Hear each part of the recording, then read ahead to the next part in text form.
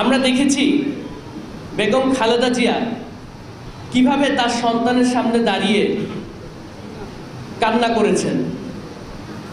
আমরা দেখেছি কিভাবে তিনি অসহায়ের মতন তার সন্তানের লাশ ধরে দাঁড়িয়েছিলেন।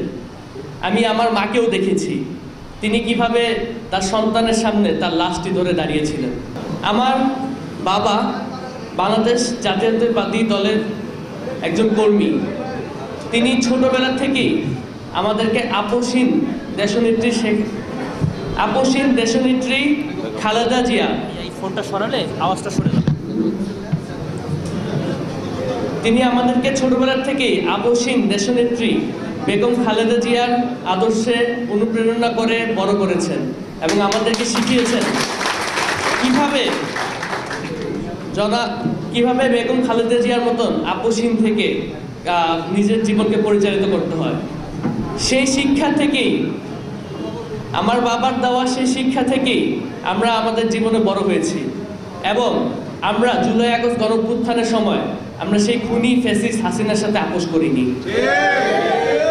মুগ্ধ শহীদ হওয়ার পরে আমরা দেশবাসীকে মুগ্ধর কথা যখন জানাতে চেয়েছি তখন নানাবিধি হুমকি ধামকি তখন থেকেই শুরু হয়েছে এবং আমরা সেক্ষেত্রে দমে যাইনি এবং আমার দেশবাসীকে জানিয়েছি কিভাবে মুগ্ধর সাথে অন্যায় করা হয়েছে, কিভাবে মুগ্ধকে খুন করা হয়েছে।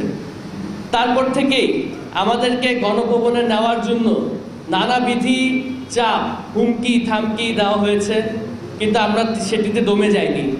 আমরা বলেছি আমার ভাইকে যে খুন করেছে, যে খুনের নির্দেশ দিয়েছে, তার সাথে আমরা কখনোই দেখা করব না এবং আমরা আপোষ করিনি। সর্বশেষ এই অন্যায় অত্যাচার আমরা সহ্য করতে না পেরে আমাদেরকে সেই জুলাইতে আমাদেরকে আত্মগোপনে যেতে বাধ্য করা হয়েছিল। ঠিক বিএনপির প্রত্যেকটা নেতাকর্মীকে যেভাবে আত্মগোপনে যেতে বাধ্য করা হয়েছে, আমাদেরকেও সেভাবে আত্মগোপনে যেতে বাধ্য করা হয়েছে। আমরা দেখেছি বেগম খালেদা জিয়া কিভাবে তার সন্তানের সামনে দাঁড়িয়ে কান্না করেছেন। আমরা দেখেছি কিভাবে তিনি অসহায়ের মতন তার সন্তানের লাশ ধরে দাঁড়িয়েছিলেন। আমি আমার মাকেও দেখেছি তিনি কিভাবে তার সন্তানের সামনে তার লাশটি ধরে দাঁড়িয়েছিলেন। এই মায়েদের চোখের ফোঁটার প্রতিশোধ, বিচার আপনারা কি নেবেন না? অবশ্যই। এই প্রত্যেকটি চোখের পানির হিসাব দিতে হবে এবং এই বাংলাদেশের মাটিটি দিতে হবে।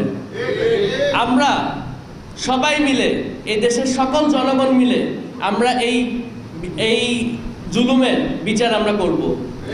আমাদের যেই 2000-এর উপর শহীদ হয়েছে, 20,000-এর উপর আহত হয়েছে এবং তাদের মধ্যে অনেকেই অন্ধত্ব এবং পঙ্গুত্ব বরণ করেছে, তাদের বিচার আমরা নিব। তাদের শুধুমাত্র বিচার নেওয়াটাই আমাদের দায়িত্ব না, তাদেরকে রক্ষা করাও আমাদের দায়িত্ব। তারা বিভিন্নভাবে আওয়ামী লীগের বিভিন্ন সন্ত্রাসীদের থেকে বিভিন্নভাবে হুমকি থামকি পাচ্ছে। আমাদের সবাইকে মিলে তাদের পাশে দাঁড়াতে হবে এবং তাদেরকে রক্ষা করতে হবে।